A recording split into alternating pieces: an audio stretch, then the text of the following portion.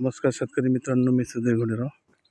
हे जे शेत दाखवत आहे हे शेत सर्वे नंबर 6 नदीला लागून असलेलं हे शेत सर्वे नंबर आहे.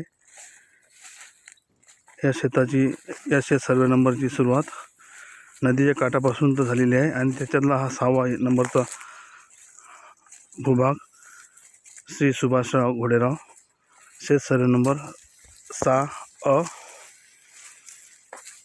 यामध्ये 2 एकर हे शेत असलेलं शेत आपण बघू शकता. या शेतामधील तूर बघू शकता आणि हिरो याच्यासाठी बनवत आहे की हे शेत नदीच्या काठाशी लागलेलं असून या शेतामध्ये अजिबात डुकरं येतात पण तुरीला अजिबात तोंड पण लावत नाही. आपण लक्षात घेऊ शकता की नदीकाठी असलेलं शेत कशा प्रकारचं नुकसान होते हे आपणास माहीतच आहे. शेतकऱ्यांना माहीत आहे जो नदीकाठी असलेल्या शेतांचा किती पूर्वी डुकऱ्याचा, जंगली जनावर, माकड्यांचा किती त्रास होतो हे त्यांना सांगण्याची काही वेगळी गरज नाही. अशातच हे माझं एक शेत सर्वे नंबर 6 मौजा एरणगाव येथील शेत असून मी आपणास प्रत्यक्ष शेतातून दाखवू शकतो की डुकरांची विष्ठा, डुकरं येतात त्यांची विष्ठा बघू शकता. डुकरांनी विष्ठा टाकलेली आहे पण शेतामध्ये कुठेच एक पण झाड मोडलेलं नाही, मोडत नाही. हे माझा दरवर्षीचा 15 ते 17-18 वर्षापासूनचा माझा अनुभव मी आपणास दाखवू इच्छितो. तूर बघू शकता, लगांची तूर आलेली आहे. शेताच्या दोन्ही साईडने मोठे मोठे नाले आहे आणि जवळपास 200-250 मीटरवर नदी लागलेली आहे आणि शेतामध्ये कुठे कंपाऊंड वगैरे नाही, कुठेच नाही. आणि अशा प्रकारची तूर, कुठे तार कंपाऊंड नाही, कुठेच काही नाही, पण अशा प्रकारची तूर माझ्या शेतात अजिबात डुकरं तोंड पण लावत नाही. हे मी आपणास माझ्या शेतातून प्रत्यक्ष दिशा दाखवण्याचा प्रयत्न करत आहे. शेतकरी मित्रांनो, दरवर्षी एक पण माझं डुकरं रुई नुकसान करत नाही हे मी आपणास आवर्जून सांगू इच्छितो.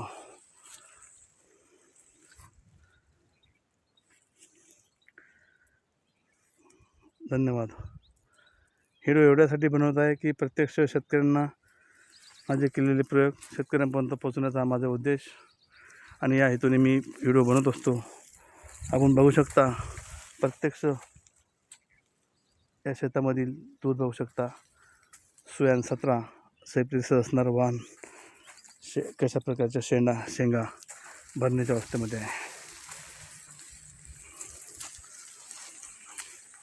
मित्रांनो,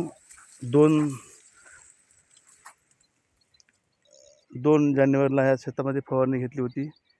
त्यामध्ये फुल अवस्थामध्ये असताना फवारणी घेतली आणि कशा प्रकारचं शेंगाचं कन्वर्ट आज 20 जानेवारी रोजी मी आपणास दाखवण्याचा प्रयत्न करत आहे.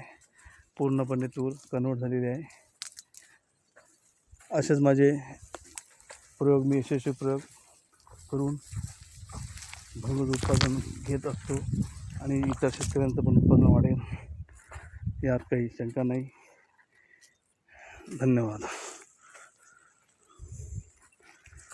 सर्वात हलक्या प्रतीचं हे माझं शेत. या शेतामध्ये एक मध्यस्थी झाड आहे. या शेतामधली तूर मी आपणास व्हिडिओच्या माध्यमातून दाखवण्याचा प्रयत्न करत आहे.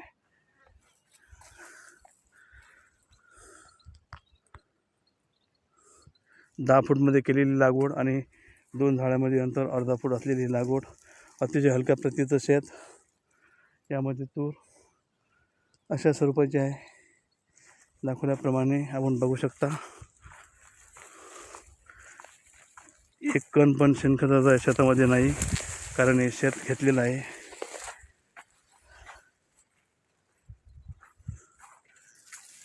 शेत घेण्याच्या पूर्वी या शेतात फक्त 2-3 कट्टे तूर व्हायची आणि आज बघू शकता कशा प्रकारची तूर मी आणलेली आहे. धन्यवाद. व्हिडिओ आवडल्यास लाईक करा, चॅनलला सबस्क्राईब करा आणि रुई, डुकरं, इतर जंगली जनावरांसाठी जर कोणाला माहिती पाहिजे असल्यास माझ्याशी संपर्क साधून मी आपणास माहिती देऊ इच्छितो. धन्यवाद.